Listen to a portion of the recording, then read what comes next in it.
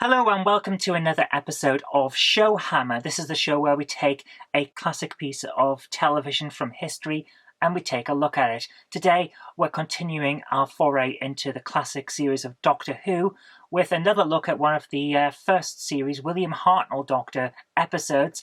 It's a good storyline, this one. One of my personal favourites, in fact. So let's get straight into it. It's the Keys of Marinus.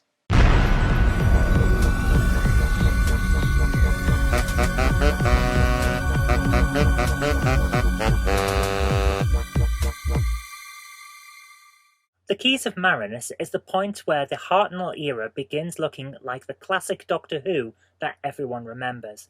The plot is exceptionally fast-paced, to the point where each episode feels like it could have been an entire story in and of itself, and the main characters are now fully into their standard archetypal roles. The Doctor is heroic now. He's wise and good and just. Ian is a stern action hero and the heart of the team. Barbara is the caring action hero and the team mum. And Susan is a screeching, enfeebled sidekick who needs everything else to explain things to her. It's a real character derailment in terms of what we saw in the first few episodes. It's a bit annoying and quite grating at times, given that we were actually introduced to her as a hyper-intelligent alien from the future who should be second in knowledge and ability only to the Doctor himself. Basically, Susan should have been an early version of Romana, or at least Ace. But instead, we get an early version of Mel when she was at her worst, and Perry when she was at her best. It's not a great look, and it's not even like we can blame any particular writer, since all of them start doing it. So, in that respect, it really is no wonder that Carol Ann Ford, the actress, was the first main actor to leave the show, who wants "Hey, I got talked down to a lot and then screeched and fell over" to be the main thing on their CV. Anyway, let's get back to the story. This is one of Terry Nation's best stories for Doctor Who, which is weird to say, considering the fact that he also wrote Genesis of the Daleks.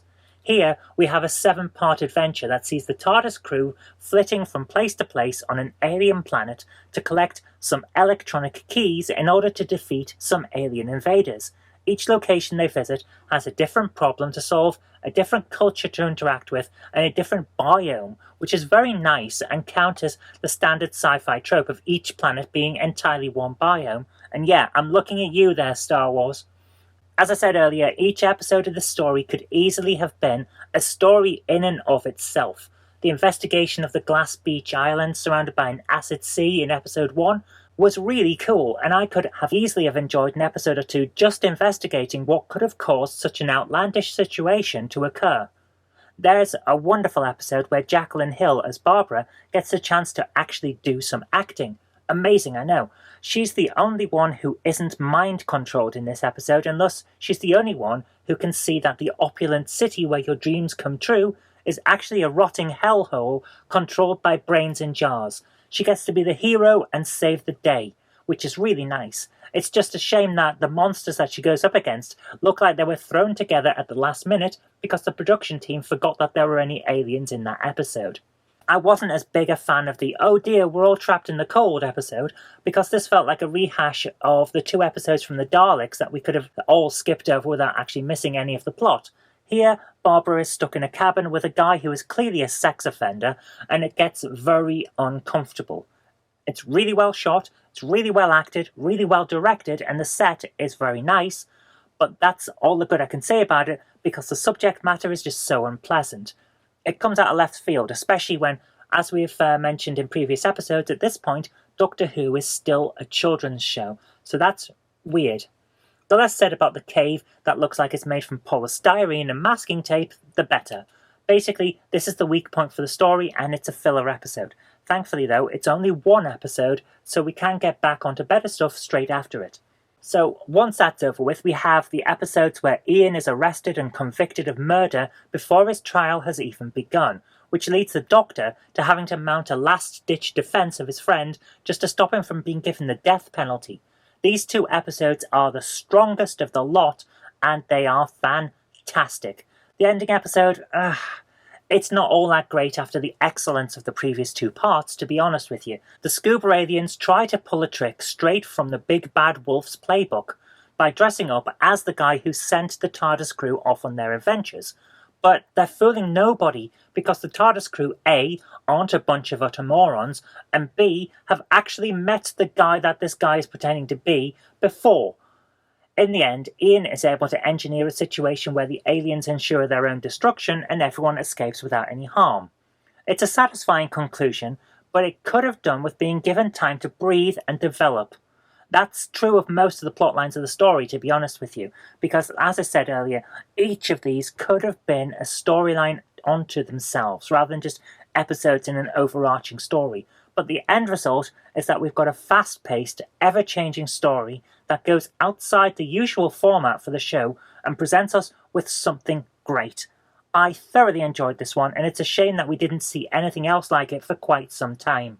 Basically, the Keys of Marinus is the Key To Time Saga condensed into one story instead of being a series-long arc. And the Keys of Marinus could have been a series-long arc if they'd gone for that. That would have been very interesting. It's a high point to the early Doctor Who, and it is one of my personal favourites from the era. I can come back and watch this one again and again and again.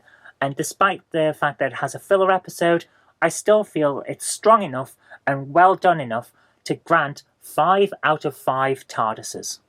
Okay, I hope you enjoyed that. It is, as I said at the start, one of my personal favourites, and I hope that you enjoy it too. It's also an excellent example of how Terry Nation isn't just known for his Dalek episodes, so he can write other things. Personally, I see it as like a prototype of what would become the Key to Time much, much later on.